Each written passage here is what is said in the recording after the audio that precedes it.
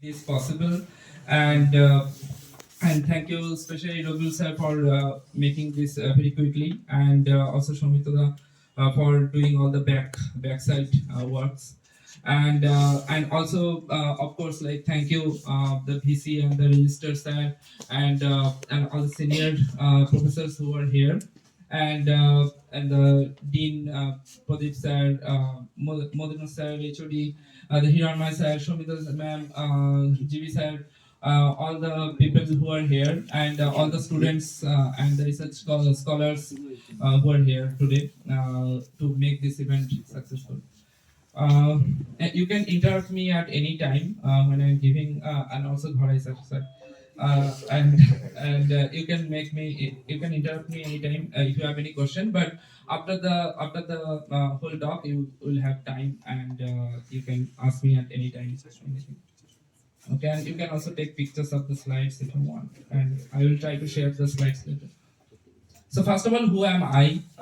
So I am actually coming from this university. Like I am actually educated in Bengali medium school all the time, like in my previous time. And after that, I started here as a Bachelor of Science in Microbiology. For 3 years, I was here, 2015 to 2018, and then I graduated that, and then I again started masters in this university. And until during the when I started actually the BSc, I have no idea what is research or what is PhD.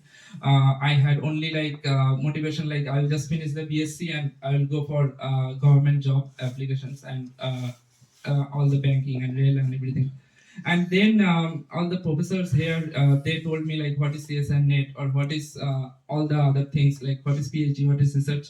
And then I got motivation, okay, I can do masters also. Then I went for masters. And uh, and during the masters also, I had like only motivation to crack CSN net or get to get a PhD in India. But after that, where I applied, like somehow I applied Indian Academy of Science Summer Research Fellowship, one of the major turning point of my career.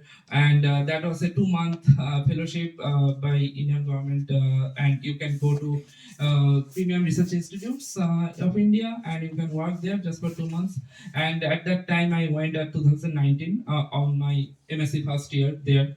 And first time I able to heard like what is actually abroad PhD or something like that.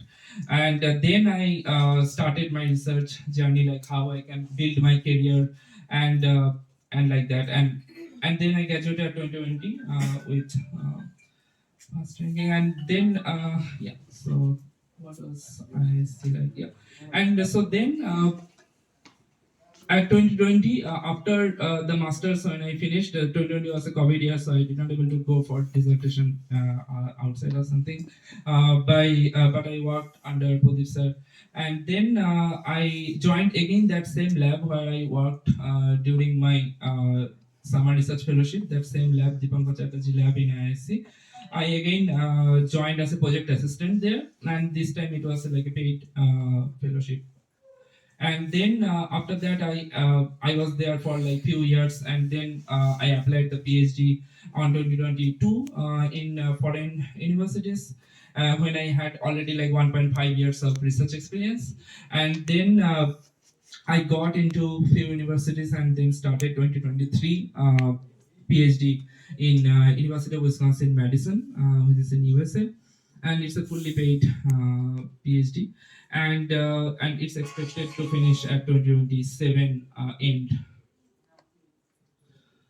So, so why? First of all, the question is why even PhD. So I found myself like when I went to Indian Academy of Science, like summer research fellowship. First time I loved research, and after that I never cannot keep myself away from pipettes.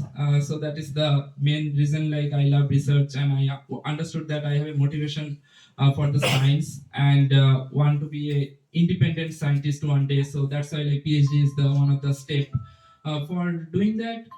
And so that was my first motivation, was like what is the motivation. My main motivation was antibiotic resistance research, and how if I can do some contribution in the science, like on antibiotic resistance to uh, on that field. And that's why, like, after that, in my current research, I am working on phage therapy based treatments, like how phage therapy can be another way to treat antibiotic resistance. And that is my goal till all the time, like having motivation of doing research on that field. So so next I will go. So there is like PhD in India and abroad, right?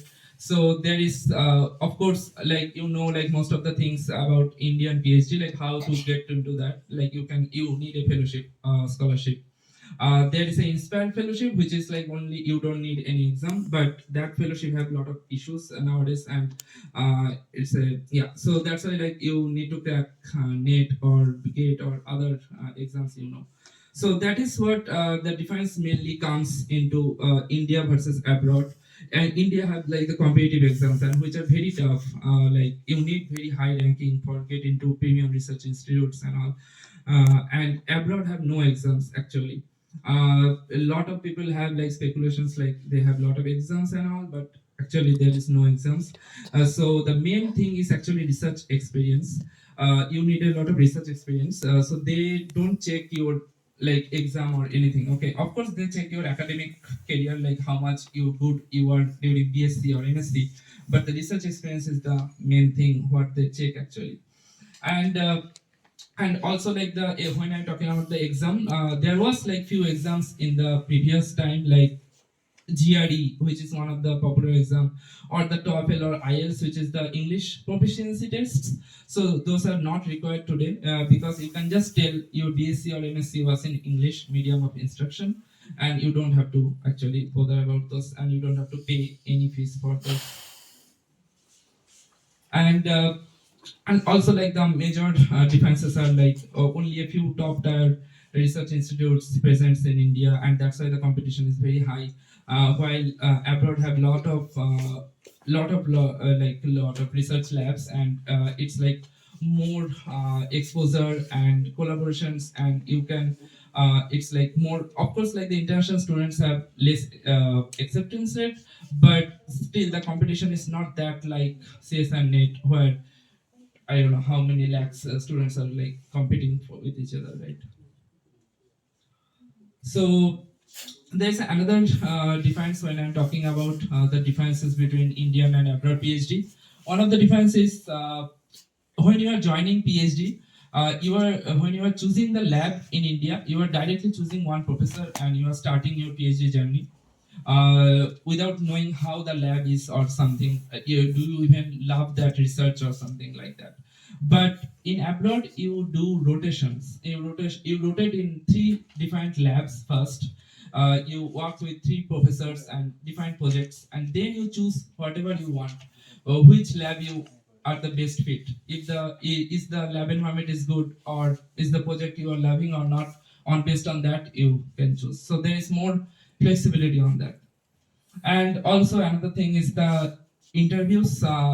In India, I have given interviews, and they are hard, and I feel like it's like a lot of theoretical knowledge testing, and that makes sense. But yeah, I had a lot of challenges when I give interviews. But abroad interviews are very different than Indian interviews. You don't have to mug up anything. They will not ask any genetics question or any biochemistry question. They will just talk about your research, which you have already did on yourself, right? You are confident on that, so you will just talk about your research, and they will also talk about their research. So 50% time is on you, and 50% time on their lab's research. So it's very chill interviews, India and fight lagi. but there is like few things when you will go to abroad, you will miss the food, Indian food, and the family, away from the family. So that is only a few things, but there is a lot of other things in abroad.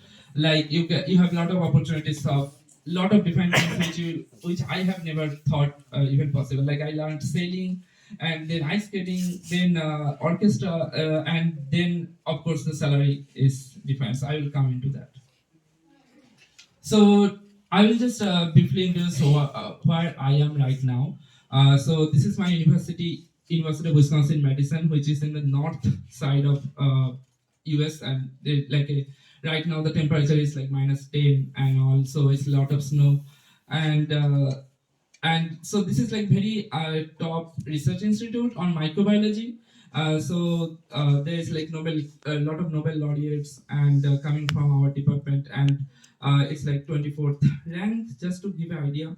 And these are like my lab mates and lab pictures, random pictures, just to show you how it looks like.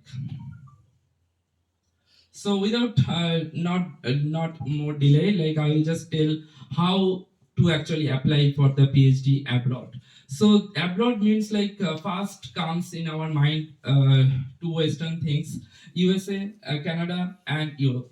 So this USA and Canada are very close to each other in application-based things, but Europe have very different PhD application process. Okay, so I will just talk these two in a different section. But there is also other countries like UK, but UK have issues with international students. They are not giving much funding, so that's why I have. So I have not kept that in my slides. And Australia also have issue with funding, and Hong Kong, Japan. You can check those, but I have only expertise on USA, Canada, and Europe, so I'll just talk about that.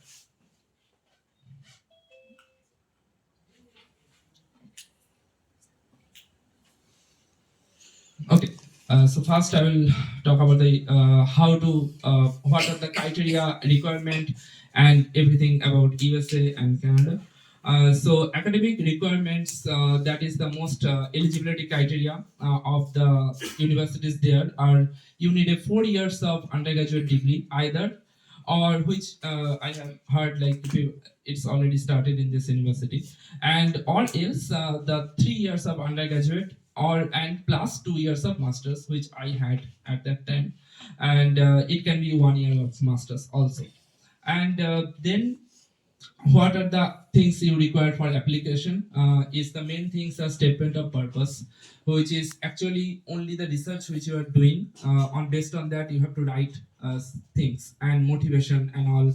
I will talk about that later. And so statement of purpose is the main thing what they check actually, and that is actually coming from your research. So main thing is research experience, right? And then a few other things like 3 letters of recommendation from your professors.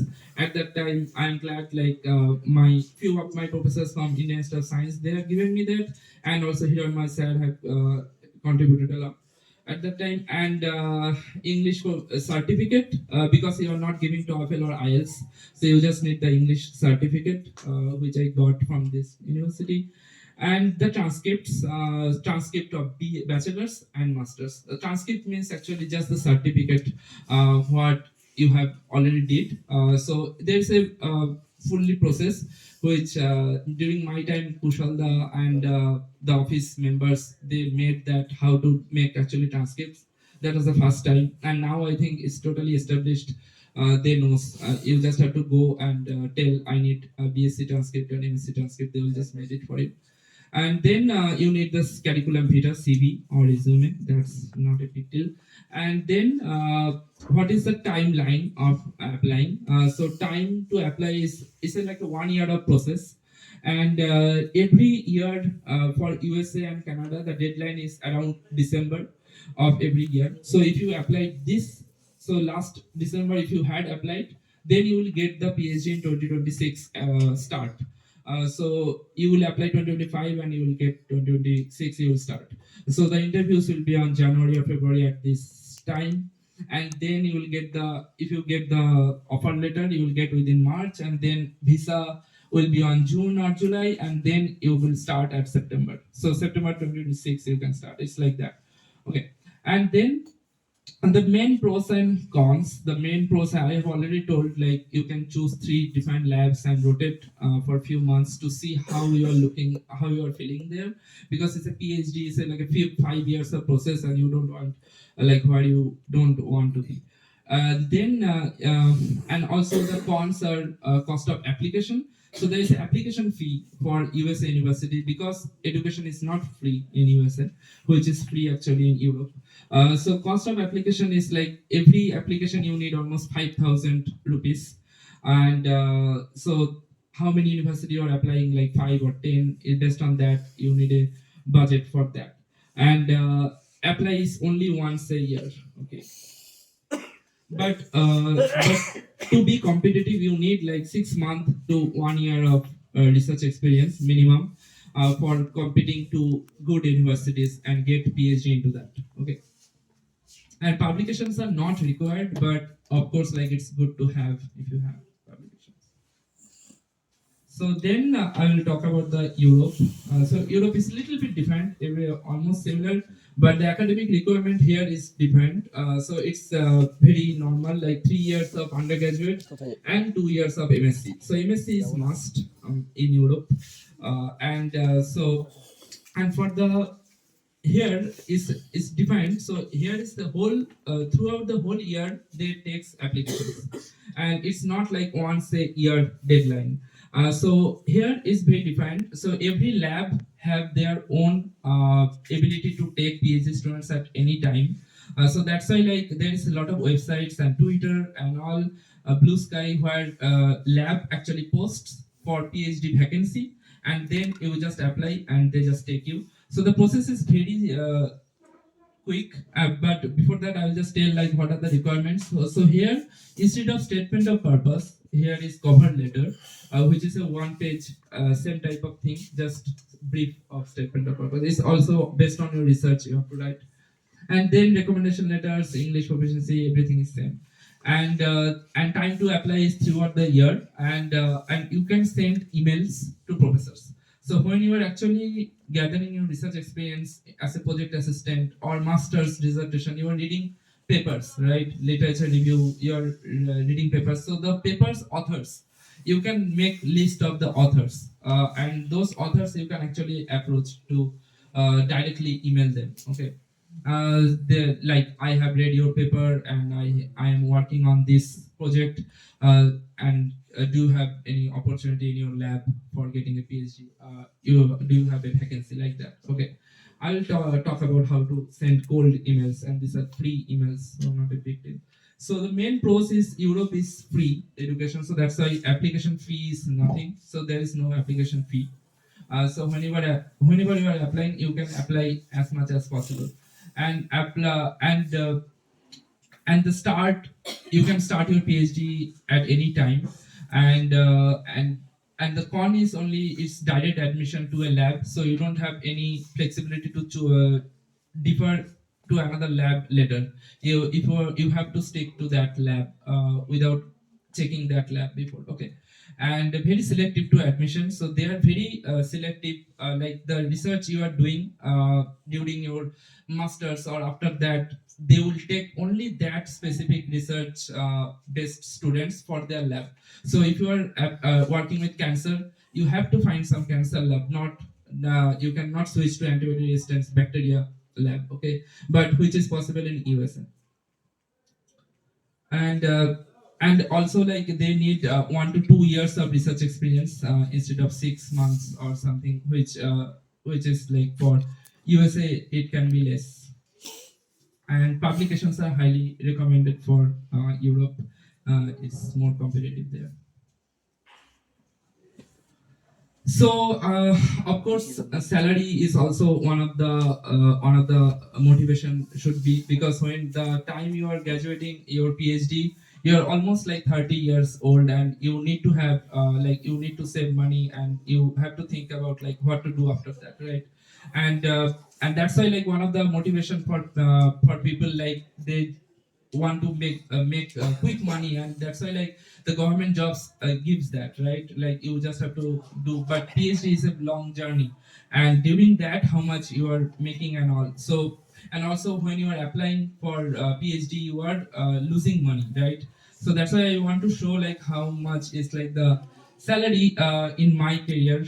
So in the beginning, Indian Academy of Science, they used to give me like 15,000 per month. Working as a project assistant in any lab, you get like 3 lakh per year. That is like the normal. I don't know if it have increased. And if you have JRF or something, it can be more. Okay. So after that, when you are applying for PhD, you are losing money. Europe is free though, but USA, like you have to have a budget of 50,000 if you want to apply for 10 universities minimum, right? But you can still email those universities. Like you can tell you have economically less background and all, so they can waive that PhD application waiver. So those things are there, and so after that there is also, like, if you get the PhD offer, so after that there is also some other cost. So before even starting the PhD, you have to apply for visa and then flight ticket and everything. So that also like gives you like 2 lakh of minimum budget in the beginning, even when you have not started. So you are going into minus, right? But after that, when you start PhD, you get like a good amount of salary there, and that is like sufficient for staying, and after that you can also also save a lot of money. Okay. And that is like, for me, it's written there like 36 lakh per year in the Indian rupee. It looks very high, but it's actually, when you are staying there, it's like minimum wage of there in that country, but still you can save a lot of money. Okay. So within few months only, you can replenish all the money you have lost during the PhD application. And then when I will be finishing, I don't know what side I will go, but still there is like a lot of options after PhD when you are finishing.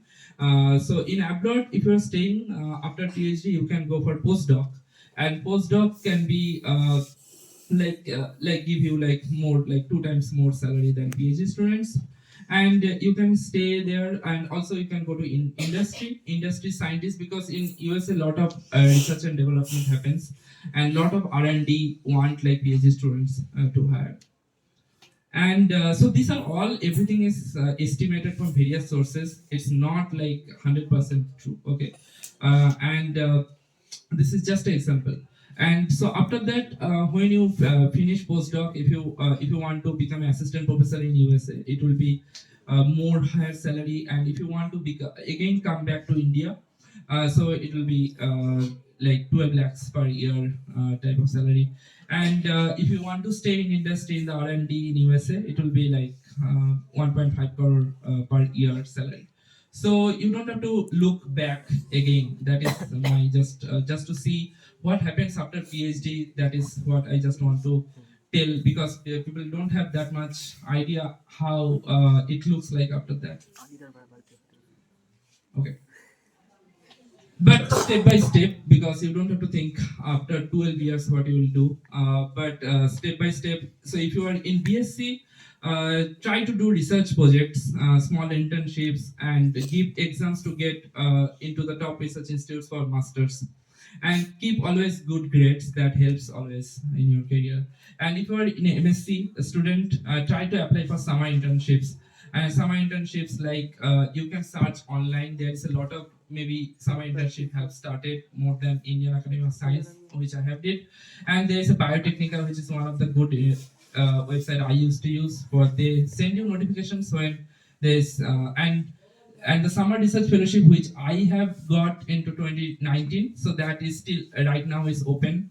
If anybody in the masters or BSc third year, or there's a lot of eligibility criteria you can check actually in their website. You can just type Indian Academy of Science Summer Research Fellowship, and January 31st is the deadline for this year.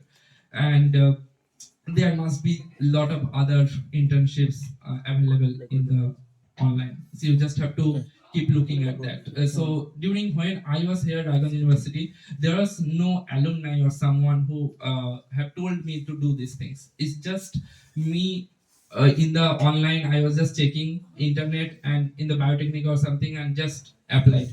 So I applied only because this was a free application, and I just don't want to lose any free application things. That time it was my motivation, that yeah. And me and my friend just applied for this and got it. So you don't know where it may turn your career, right? Okay. And then of course you can try for CSM net and get during your MSc. You should try that because you should have backup options, right? And and try to go to research, like go to premium research institutes of India during your dissertation in the fourth sim. That will be giving you a lot of good research experience if you can get into a good lab and a lot of exposure, and keep good grades always. And after MSc, if you are done, of course, like you can still giving PhD exams, but try to find research labs in premium research institute, and you can work there if you are motivated on research and you really want to build career. So you should not just stop and stay, you should not just pause yourself. Yeah, so there's a lot of top tier institutes like ISC, IIT, IISER, TIFR, Bangalore, Mumbai, CSIR institutes. There's a lot of CSIR institutes. Then BITS Pilani, BITS Goa, a lot of other private institutes also have good research right now. And for internships and project assistant, you can apply. And for that, you just have to send cold emails. So cold emails means it's just email, free email, and it's free, right? So just send that, and send as many as possible. No issue, because no professor is talking to another professor about that specific candidate, right? So check for positions, of course, in biotechnica, and just send lot of emails. In my time, for PhD, I have sent like almost like 450 emails in the globally. And of course, after that, I have applied like almost 100 of applications, and then I got into that. So you have to, of course, work hard into that sector also. Okay, and I just want to mention that, like, because I cannot tell every aspect of this, like how to make statement of purpose, how to make cold emails, how to what is the timeline. So there's a YouTube channel of mine. You can check that if you want to get detailed, very detailed things on this PhD application processes. Okay, you can scan this barcode later also. Okay, and some extra tips. So extra tips will be use AI, because during my time there was no chat GPT or Gemini, and at this time there's a lot. And in the morning only I was just it's very blurred here, but anyway, in the morning I was just searching like what are the requirements for applying PhD microbiology at Harvard University, and it told you all the criteria and everything, so you don't have to even go to department of that university and check what is the eligibility criteria and everything. So it just told you for you. Okay, so that's why, like, now things have become more easy, and so that's why. And also another thing, like, because I have told, like, mentioned, I am coming from a Bengali medium schools and everything, so that's why, to improve your English skill, I will tell, like, if you are watching any foreign movies or web series, don't download it in Hindi. Okay, so try to also do there also, like, try to grab English language like that, in that way, because at this moment of your life you cannot again start your English grammar, vocabulary, everything. So that helped me a lot. Like, I try, like it was hard, but of course, like, it helps you a lot. By entertainment only you can just grab English language skill, right? So at the end, just I'll just tell, like, believe on yourself, and if you can, if I have able to do it, you can also do it. Okay, and it's just not just a luck, it's hard work also. Thank you for attending, and there is like question and answer session. You can ask me any questions during this time, and later also you can email me, or a lot of people have contacts, and you can ask me at any time. Thank you.